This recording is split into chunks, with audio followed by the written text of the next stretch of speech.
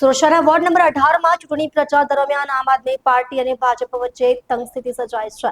આપ નેતા રજનીકાંત વાઘાણીએ ગંભીર આક્ષેપ કરતા જણાવ્યું છે કે ભાજપના કાર્યકરોએ તેમના ઉમેદવાર ગૌતમભાઈ પટેલનું અપહરણ કરી અજ્ઞાત સ્થળે લઈ ગયા હતા અને તેમના પર ચૂંટણીમાંથી નામાંકન પાછું ખેંચવા માટે દબાણ કર્યું।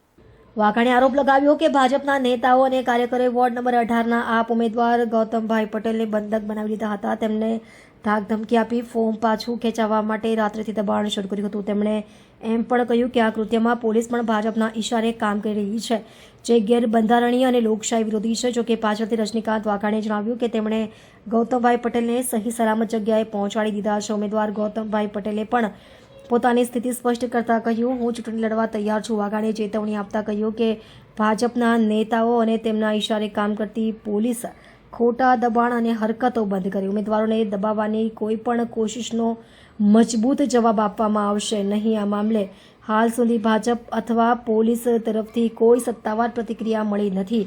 જોકે સ્થાનિક પોલીસ સૂત્રોએ જણાવ્યું કે તેઓ ફરિયાદના આધારે તપાસ કરશે। આ ઘટના ચૂંટણી પંચનું ધ્યાન ખેંચ્યું છે અને આગામી કલાકોમાં આ મામલે વધુ તાગ લેવાની શક્યતા છે। નમસ્કાર, હું રજનીકાંત વાઘાણી, સુરત લોકસભા પ્રમુખ, આમ આદમી પાર્ટી। આજે સવારે અમારા સુરત મહાનગરપાલિકાના વોર્ડ નંબર 18ના ઉમેદવાર ગૌતમભાઈ પટેલને ભાજપના લોકોએ ગઈકાલે રાતથી બંધક બનાવી દીધા હતા। એટલે કે એમને રીતસરનું એમનું અપહરણ કરી એમની મરજી વિરુદ્ધ અજ્ઞાત જગ્યાએ લઈ ગયા હતા।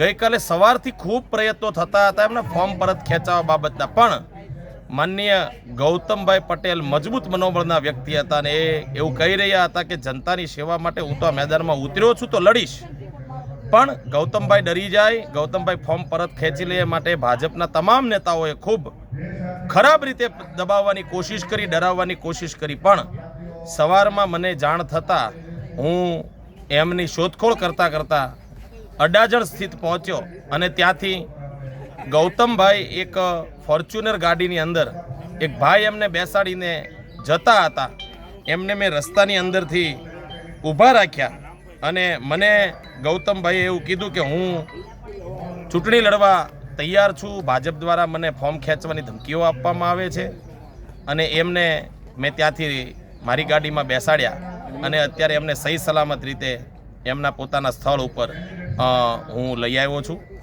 અત્યારે આમ આદમી પાર્ટીનો કાર્યક્રમ ચાલી રહ્યો છે, એમાં અમારા ઉમેદવાર ગૌતમભાઈ પોતે પણ હાજર છે।